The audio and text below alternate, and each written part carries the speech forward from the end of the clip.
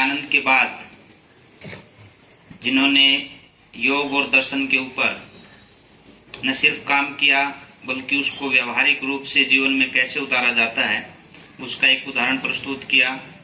पूज्य स्वामी सत्यपति जी की श्रद्धांजलि सभा में इस कार्यक्रम के अध्यक्ष हमारे बहुत ही आदरणीय नफे सिंह जी, विश्व की समस्त आर्य समाजों के सबसे बड़े संगठन सार्वदेशिक आर्य प्रतिनिधि सभा नई दिल्ली के यशस्वी अध्यक्ष पूज्य स्वामी आर्यवेश जी, हमारी दोनों बहनें बहन प्रवेश और पूनम आर्य जी, मंच का संचालन कर रहे इसी आर्य समाज के मंत्री भाई डॉक्टर राजेश आर्य जी, भाई नरेंद्र जी, आसपास के गांव चाहे सामान की बात हो बहुअकबरपुर, बादशाहपुर या यहीं फरमाना से, और स्वामी सत्यपति जी के परिवार के जो व्यक्ति यहाँ उपस्थित हैं वो सभी, आप सभी को प्रणाम करते हुए लंबी चौड़ी बात नहीं कहेंगे, पूज्य स्वामी जी को सुनेंगे कि सत्यपति जी का जीवन हमारे लिए किस रूप में प्रेरणादायक हो सकता है। अभी बहन मोनिका ने जैसे कहा कि हमें बहुत खुशी हुई जब हमें ये पता चला कि स्वामी जी इसी गांव से थे।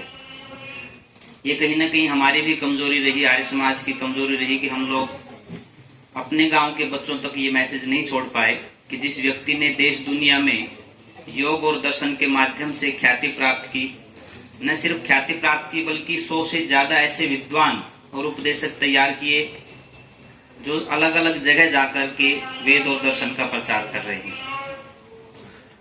स्वामी सत्यपति जी इसी गांव में पैदा हुए। आप सभी जानते हैं, जैसा राजेश जी ने बताया, लगभग 19 वर्ष तक उनको अक्षर ज्ञान नहीं था। हम लोग आज तीसरी चौथी क्लास के बच्चों को देखते हैं तो वो बड़ी फटाफट हिंदी अंग्रेजी जैसे शब्दों को बड़ी आसानी से पढ़ते और बोलते हैं, लेकिन जिस व्यक्ति ने 19 वर्ष तक अक्षर ज्ञान नहीं था, ये बच्चे सामने मेरी आप सुनेंगे तो बहुत अच्छा लगेगा आपको, है ना। आप यहाँ बैठे हैं तो यहीं रहें। जो व्यक्ति 19 वर्ष तक जिनको अक्षर ज्ञान नहीं था वो गुरुकुल में जाते हैं, और मेरे से पूर्व एक वक्ता ने बड़े गुस्से में शायद वो शब्द कहे, वो कहने नहीं चाहिए कि गोबर पाथते थे, नहीं। योगीराज श्री कृष्ण के जीवन में भी आता है कि वो गौ सेवा करते थे, गायों की सेवा करते थे, इतना बड़ा काम करते थे गायों का। आचार्य बलदेव जी की बात आई, उन्होंने भी गौ सेवा के लिए बहुत बड़ा काम किया।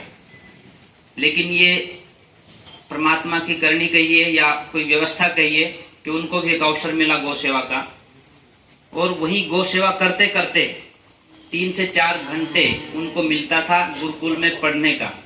अब आप उस व्यक्ति की किस प्रकार की तन्मयता रही होगी, किस प्रकार का समर्पण रहा होगा, उनका बौद्धिक लेवल कितना ऊंचा रहा होगा कि 21 घंटे गौ सेवा में और 3 घंटे विद्याध्ययन में। और उसके बाद वो व्यक्ति 22 वर्ष जब हुए तो कुछ जो है वो पढ़ने लगे, और उसके बाद जिस तरह से उन्होंने दर्शन को पढ़ा, चाहे योग को पढ़ा, और उसके बाद विश्व स्तर पर अपनी ख्याति प्राप्त की। महर्षि दयानंद ने गुजरात से निकल करके पूरी दुनिया में आर्य समाज की जो है दुंदुभी बजाई, वैदिक मान्यताओं की दुंदुभी बजाई। लेकिन सत्यपति जी ने इसी गांव फरमाना से निकलने के बाद वही गुजरात में जाकर के दर्शन योग महाविद्यालय की स्थापना की, वानप्रस्थ साधक आश्रम की स्थापना की, गौशाला की स्थापना की। अभी हम लगभग 15 दिन पहले स्वामी जी से मिलने के लिए गए थे। कुछ स्वामी जी भी थे, इनके साथ लगभग हम 8-10 साथी थे, और उनको चोट लगी हुई थी, फ्रैक्चर था उनके पाँव में। वो कोई बेड से नीचे गिर गए थे तो फ्रैक्चर हो गया था उनको। बहुत ज्यादा पहचान नहीं रहे थे, लेकिन बहुत न पहचानने के बावजूद भी जब उनके वहाँ जो सेवक थे उन्होंने कहा कि कोई उपदेश करो, तो बहुत सुंदर व्याख्या उन्होंने उस समय भी की। उनसे मिलकर के आए, वहाँ की व्यवस्था देख करके आए। आज भी वहाँ कम से कम, ज्यादा नहीं कह रहा मैं, यदि उपदेशकों की बात करें तो 20 से ज्यादा उपदेशक अभी भी वहाँ हैं जो ट्रेनिंग ले रहे हैं, सीख रहे हैं और आगे इन चीजों का प्रचार करेंगे। वानप्रस्थ आश्रम में तो इससे भी ज्यादा है। एक गुरुकुल चलता है, उसमें भी लगभग 40 से 50 विद्यार्थी आज भी हैं, और बहुत सुंदर गौशाला है। गौशालाएं आपके यहाँ हरियाणा में भी बहुत कुछ देखने को मिलेंगी। एक गाय उन्होंने दिखाई जो लगभग 22 किलो दूध देती थी, और वो ये बताते थे कि ये जो गाय है ये दूध निकालने के बाद सिर्फ 1 घंटा बैठती है, फिर ये बैठ ही नहीं पाती, इतना दूध है इसके नीचे, गिर नस्ल की गाय। तो उन्होंने एक ऐतिहासिक कार्यों को करके दिखाया है। और जो व्यक्ति निराश इस रूप में रहते कि मुझे अवसर नहीं मिला या मेरे सामने ये स्थितियां जो है ये अनुकूल नहीं थी, उनके लिए मुझे लगता है कि स्वामी जी का जीवन बहुत प्रेरणादायक है। और सीखने के लिए, समझने के लिए जीवन में एक ही घटना काफी होती है और उनकी घटना अपने आप में ऐतिहासिक है।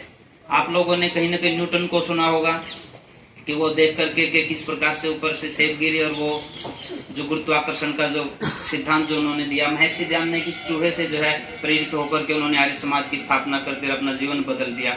तो सत्यपति जी ने भी किस प्रकार से गौ सेवा करते हुए और बहुत कम समय मिलते हुए और उम्र के लगभग 22 वर्ष पूरे करने के बाद कोई व्यक्ति इस क्षेत्र में आता है और 94 वर्ष की आयु पूरी करते करते वो पूरी दुनिया में छा जाता है। तो ये अपने आप में एक ऐतिहासिक उदाहरण है।